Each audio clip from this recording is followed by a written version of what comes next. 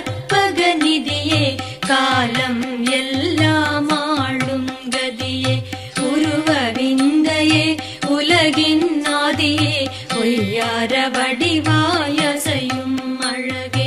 ஓங்காரமாம் பிரணவ எழுத்தின் உயரிய வடிவம் கொண்டு விளங்கும் சிங்காரமே சிவனார் மகனே செய்வரத்தின் தெள்ளிய பொருளே கணங்கள் சூழ்ந்திட அமர்ந்திடும் பதியே கரிமாமுகனே ஸ்ரீ கணநாதா துணையா என்றும் எம்மை எங்கும் சூழ்ந்து காத்திடும் தும்பிக்கையானே பார்வதி தேவியின் செல்ல பிள்ளையே பாரினை காக்கும் பரிவு பிள்ளையே தீர்வுகளாய் பல புதிர்களின் விடையை தெளிவாய் அருளும் ஞானச் செறிவே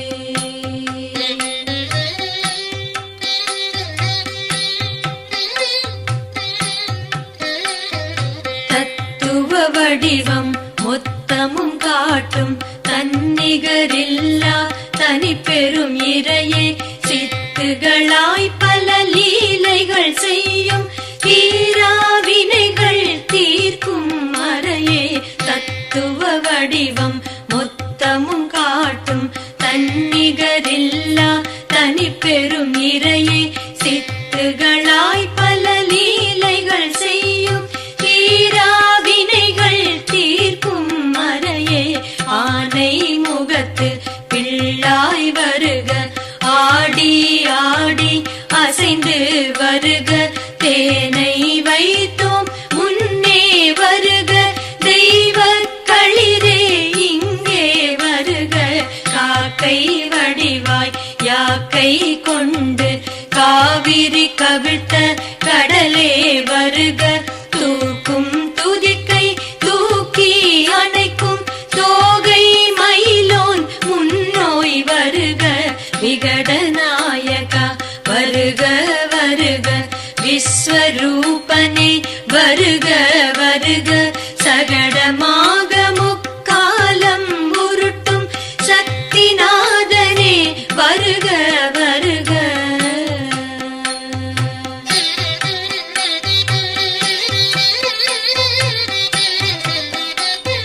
சித்தியின் புத்தியின் சிந்தை நிறைந்து செவ்விய கோலம் தந்திடும் நாதா புத்தியில் சித்தியை தந்திடும் பரமே பூரணமாகி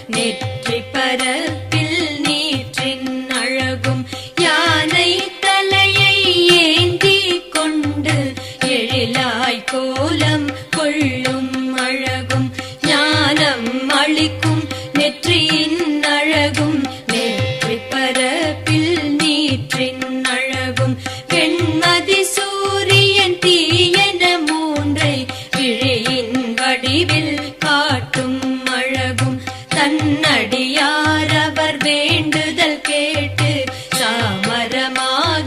செவியின் அழகும் சிறுவிழியாலே சிரித்திடும் அழகும் செவிகளில் மணியை அசைத்திடும் அழகும் அருகினில் வாவென அழைத்திடும் வண்ணம் அழகு துதிக்கையை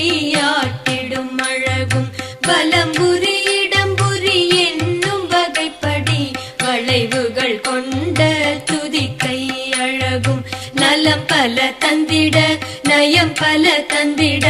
நான்காய் அமைந்த திருக்கை அழகும்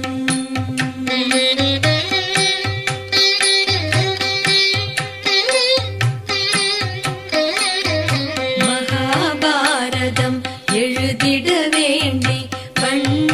தந்தம் ஒன்றை உடைத்து மகாகாவியம் எழுதியதாலே ஒற்றை தந்தமுடன் விளங்கும் அழகும் மகாபாரதம் எழுதிட வேண்டி வண்ண தந்தம் ஒன்றை உடைத்து மகாகாவியம் எழுதியதாலே ஒற்றை தந்தமுடன் விளங்கும் அழகும் இணையாய் தோள்கள் இரண்டின் அழகும் இணையில்லா தோள் வளையின் அழகும் கணங்கள் தோறும் வரங்கள் தந்து கமலம் போல சிவந்த கரங்களும் பாசம் அங்குசம் தாங்கிய கரத்துடன் பாசம் காட்டிட துடிக்கும் அழகும் பூசிய சந்தனம் மணந்திட சுடர்